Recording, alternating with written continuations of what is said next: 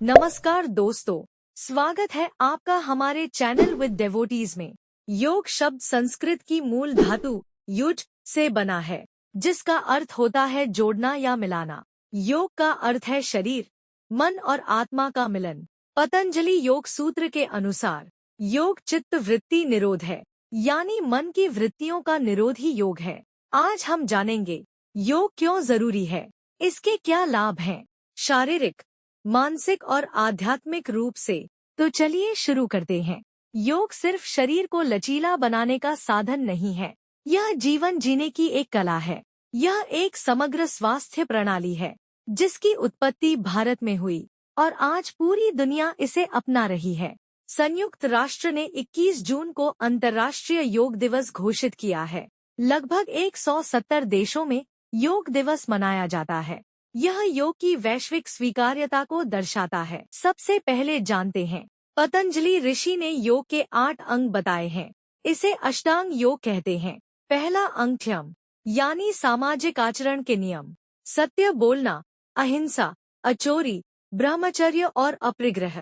दूसरा अंग नियम, यानी व्यक्तिगत अनुशासन, सफाई, संतोष, तप, स्वाध्याय और ईश्वर प्रणिधान। तीसरा अंग आसन, यानी शारीरिक मुद्राएं, जिसे हम आमतौर पर योग समझते हैं। चौथा अंग प्राणायाम, यानी श्वास पर नियंत्रण। पांचवा अंग प्रत्याहार, यानी इंद्रियों को वश में करना। छठा अंग धारणा, यानी एकाग्रता। सातवां अंग ध्यान। आठवां अंग समाधि, यानी आत्म साक्षात्कार। ये 8 अंग मिलकर योग की पूरी प्रणाली बनाते हैं। अब जानते हैं योग के शारीरिक लाभ। नेशनल इंस्टीट्यूट ऑफ हेल्थ के अनुसार योग लचीलापन, संतुलन और शक्ति में सुधार करता है।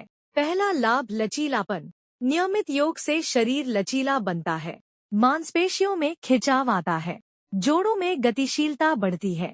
दूसरा लाभ मांसपेशियों की शक्ति। शोध के अनुसार योग से मांसपेशियों की शक्ति बढ़ती है, शरीर में सहन शक्ति आती है। तीसरा लाभ पीठ दर्द में राहत। अमेरिकन कॉलेज ऑफ फिजिशियन योग को क्रोनिक पीठ दर्द के लिए प्राथमिक उपचार बताता है। चौथा लाभ हृदय स्वास्थ्य। योग रक्तचाप को नियंत्रित करता है, तनाव और सूजन कम करता है, जिससे हृदय स्वस्थ रहता है। पांचवा लाभ वजन नियंत्रण। योग के अभ्यास से मेटाबॉलिज्म बेहतर होता है, वजन संतुलित रहता है। छठा लाभ रोग प्रतिरोधक क्षमता। योग से शरीर की रोग प्रतिरोधक क्षमता बढ़ती है। सातवां लाभ वृद्धावस्था में लाभ। शोध बताते हैं कि योग बुजुर्गों में संतुलन और ताकत सुधारता है, गिरने का खतरा कम करता है और जीवन की गुणवत्ता बढ़ाता है। अब जानते हैं योग के मानसिक लाभ। शोध के अनुसार योग मानसिक स्वास्थ्य के लिए बहुत फायदेमंद है। पहला मानसिक लाभ तनाव कम करना। योग से कोर्टिसोल नामक तनाव हार्मोन कम होता है। दूसरा लाभ चिंता और अवसाद में राहत। वैज्ञानिक अध्ययन बताते हैं योग अवसाद और चिंता के लक्षणों को कम करता है। तीसरा लाभ नींद में सुधार। जो लोग अनिद्रा से पीड़ित हैं, उनके लिए योग बहुत लाभकारी है, गहरी और अच्छी नींद आती है। चौथा लाभ एकाग्रता और याददाश्त। प्राणायाम और ध्यान से दिमाग शांत होता है, फोकस और मेमोरी बढ़ती है।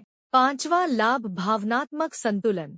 योग से मन स्थिर होता है, गुस्सा और चिड़चिड़ापन कम होता है। छठा लाभ आत्मविश्वास। नियमित अभ्यास से शरीर और मन में सकारात्मक बदलाव आता है, जिससे आत्मविश्वास बढ़ता है। अब जानते हैं योग के आध्यात्मिक लाभ। योग सिर्फ शरीर और मन के लिए नहीं है, यह आत्मा के लिए भी है। पहला आध्यात्मिक लाभ आत्मजागरूकता। योग हमें हमारे असली स्वरूप से मिलाता है। हम समझते हैं कि हम केवल शरीर नहीं हैं। दूसरा लाभ मन की शांति। ध्यान और प्राणायाम से मन शांत होता है, बाहरी दुनिया के शोर से दूर होते हैं। तीसरा लाभ कर्मों का बोध। योग हमें बताता है कि हर कर्म का फल मिलता है, हम अपने कर्मों के प्रति जागरूक होते हैं। चौथा लाभ संतोष और कृतज्ञता। नियम के दूसरे अंग संतोष से हम जो है उसमें खुश रहना सीखते हैं, दूसरों से तुलना करना बंद करते हैं। पांचवा लाभ जीवन में उद्देश्य। योग हमें हमारे जीवन के उद्देश्य को समझाता है। हम जानते हैं कि हम इस दुनिया में क्यों आए हैं। बहुत से लोग पूछते हैं योग करें या जिम। तो आइए समझते हैं दोनों में अंतर। जिम में भारी वजन और दौड़ पर फोकस होता है, इससे मांसपेशियां बनती है, वजन तेजी से घटता है। लेकिन जिम से चोट लगने का खतरा भी ज्यादा होता है। वहीं योग सॉफ्ट और होलिस्टिक है, यह शरीर के साथ साथ मन और आत्मा को भी जोड़ता है। योग से चोट लगने का खतरा कम होता है। एक्सपर्ट्स के अनुसार अगर आपका लक्ष्य मसल्स बनाना और तेजी से वजन कम करना है तो जिम बेहतर विकल्प है। लेकिन अगर आप तनाव कम करना चाहते हैं, मानसिक शांति चाहते हैं, शरीर को लचीला बनाना चाहते हैं और लंबे समय तक स्वस्थ रहना चाहते हैं तो योग सबसे अच्छा विकल्प है, सबसे अच्छा तरीका है। दोनों का मिलाजुला रूप, सप्ताह में 2 से 3 दिन जिम और 2 से 3 दिन योग, यह सबसे संतुलित दृष्टिकोण है। कुछ लोग कहते हैं योग सिर्फ महिलाओं के लिए है, लेकिन यह सच नहीं है। प्राचीन समय में योग मुख्य रूप से पुरुष ऋषि मुनि करते थे। योग सभी के लिए है। कोई और भ्रांति यह है कि योग धार्मिक है। योग एक आध्यात्मिक विज्ञान है, यह किसी विशेष धर्म से जुड़ा नहीं है। कोई भी व्यक्ति किसी भी धर्म का योग का लाभ ले सकता है। तीसरी भ्रांति यह है कि योग से वजन नहीं घटता, जबकि सच्चाई यह है पावर योग और विन्यासा फ्लो से कैलोरी बर्न होती है और वजन घटता है।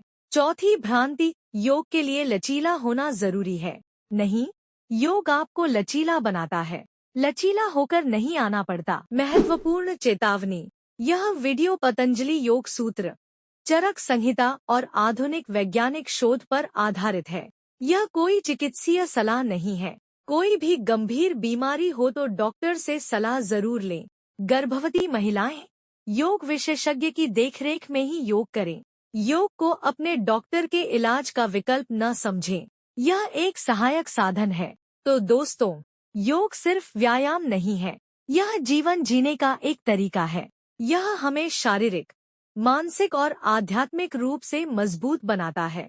आज ही एक छोटे से प्राणायाम से शुरुआत करें। 5 मिनट से शुरू करें, धीरे धीरे समय बढ़ाएं। योग को अपनी दिनचर्या में शामिल करें, फर्क खुद महसूस करेंगे। मिलते हैं अगली वीडियो में, तब तक के लिए अपना और अपनों का ख्याल रखना। हर दिन थोड़ा योग करें, हर दिन थोड़ा शांत रहें। जय श्री कृष्ण।